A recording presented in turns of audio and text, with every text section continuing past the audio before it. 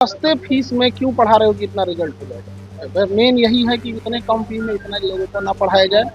तो अब प्रशासन से भी कहते हैं कि सिक्योरिटी ध्यान में रखा जाए, क्योंकि गरीब को भी पढ़ने का अधिकार है। साजिश है, ज्ञान बिंदु और हमारे खिलाफ साजिश है। सर जो है दोनों मिल करके जो है ज्ञान बिंदु को बर्बाद करने का पूरा प्रयास कर रहा है। बिहार पुलिस में जो शानदार रिजल्ट हुआ है उसी का साजिश है, हमको फंसाया जा रहा है। ज्ञान बिंदु जीएस एकेडमी के डायरेक्टर रोशन आनंद बनाम खान सर की लड़ाई महज हमले का मामला नहीं है। ना ही ये लड़ाई सिर्फ वर्चस्व की है, दमखम दिखाने की है। इसके पीछे बात कुछ और है। ऐसे में सवाल यह है कि आखिर इस फसाद की जड़ क्या है। बिहार की कोचिंग इंडस्ट्री में प्रतिस्पर्धा इतनी गंदी क्यों हो गई है? आइए सिलसिलेवार तरीके से इसको जानते हैं। नमस्कार, मैं ब्रह्मचारी आशीष और आप देख रहे हैं अमर उजाला।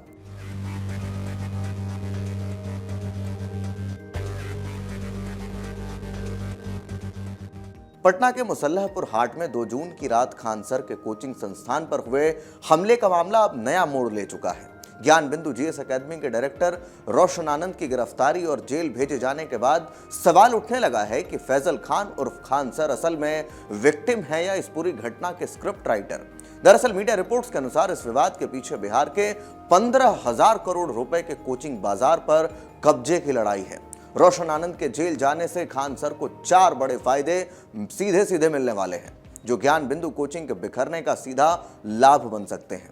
पुलिस जांच और सीसीटीवी फुटेज के मुताबिक विवाद की शुरुआत 31 मई को हुई, जब खान सर के कर्मचारियों ने कथित तौर पर ज्ञान बिंदु कोचिंग के बोर्ड पर अपना बोर्ड लगाया और पोस्टर बैनर फाड़े। इसके जवाब में 2 जून की रात ज्ञान बिंदु पक्ष के लोगों ने खान ग्लोबल स्टडीज पर पत्थरबाजी की।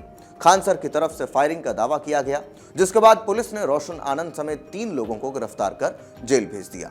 बाद में खान सर के गार्ड की फायरिंग का वीडियो सामने आने के बाद उनकी गार्ड को भी गिरफ्तार किया गया। अब सवाल है, क्या यह एक तरफा हमला था या खान सर ने जानबूझकर प्रतिद्वंदी को उस्काकर गिरफ्तारी का खेल खेला? बिहार में कोचिंग इंडस्ट्री का सालाना कारोबार करीब 15,000 करोड़ रुपए का है। राज्य में 12,000 से ज्यादा प्राइवेट कोचिंग संस्थान हैं, जहां 10 लाख से अधिक छात्र पढ़ते हैं।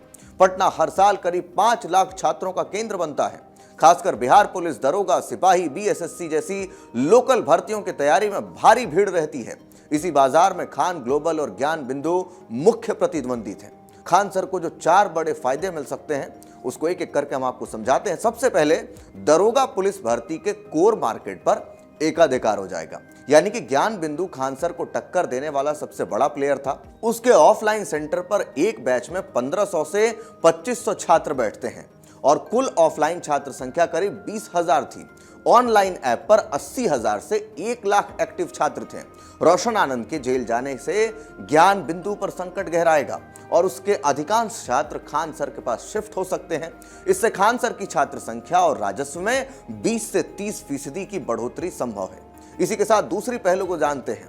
क्रेडिट वॉर हमेशा के लिए खत्म हो जाएगा, यानी कि सिपाही भर्ती के नतीजों पर दोनों संस्थान सबसे ज्यादा सिलेक्शन का दावा करते थे।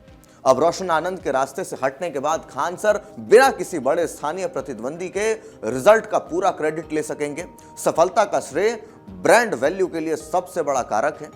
तीसरी बात है लो फीस मॉडल की मोनोपोली, यानी खान सर का जो बिजनेस मॉडल है वो बहुत कम फीस पर है, करीब 500 रुपए प्रति छात्र पर है और बड़े पैमाने पर छात्र पढ़ने के लिए यहां पर आते हैं। ज्ञान बिंदु की फीस 3,000 से 5,000 रुपए थी, लेकिन क्वालिटी के दम पर टक्कर दे रही थी। अब प्रतिस्पर्धा कम होने से खान सर का मास वॉल्यूम मॉडल पूरे बाजार पर हावी हो सकता है। और इसी के साथ जो चौथा पॉइंट है जिसको हम समझाने की कोशिश कर रहे हैं, वो है विक्टिम कार्ड और नेशनल नैरेटिव का। हमले का शिकार बनकर खान सर की सहानुभूति बढ़ी है। सोशल मीडिया और छात्रों के बीच उनका जो हीरो इमेज है वो मजबूत हुआ है, जो नए छात्रों को आकर्षित करेगा। तो वैसे में क्या खान सर ने जानबूझ करके ये पूरा विवाद खड़ा किया है, प्रतिद्वंदी को जेल भिजवाया है? सूत्रों के मुताबिक 5 साल पहले भी खान सर ने रोशन आनंद पर एफआईआर की थी, लेकिन गिरफ्तारी तब नहीं हो पाई थी। इस बार रणनीति कामयाब रही शायद। दूसरी तरफ ज्ञान बिंदु पक्ष खान सर पर हमला करने का आरोप लगा रहा है। पुलिस अब दोनों पक्षों से पूछताछ कर रही है और एफएसएल रिपोर्ट का इंतजार है। तो ऐसे में यह मामला बिहार की कोचिंग इंडस्ट्री की कट थ्रोट प्रतिस्पर्धा को उजागर करता है। खान सर की लोकप्रियता और कम फीस मॉडल सराहनीय है, लेकिन अगर आरोप सही साबित हुए तो यह नैतिकता पर सबसे बड़ा सवाल खड़ा करता है। रोशन आनंद की गिरफ्तारी से बाजार में खान सर का दबदबा बढ़ सकता है, लेकिन सच्चाई सामने आने पर ही तय होगा कि वे असल में विक्टिम थे या स्क्रिप्ट राइटर। पुलिस जांच और आगे की घटनाएं इस कहानी का अंत तय करेंगी। छात्रों को सलाह है कि अफवाहों से बचें और अपनी तैयारी पर ज्यादा फोकस करें। इस पूरे विषय को लेकर आप क्या कुछ सोचते हैं, कमेंट बॉक्स में हमें अपनी राय लिखकर जरूर दें। धन्यवाद। आपके राज्य की खबरें, आपके शहर की खबरें सबसे पहले जानने के लिए देखते रहें अमर उजाला। चैनल को सब्सक्राइब जरूर कर लें और पाएं हर अपडेट।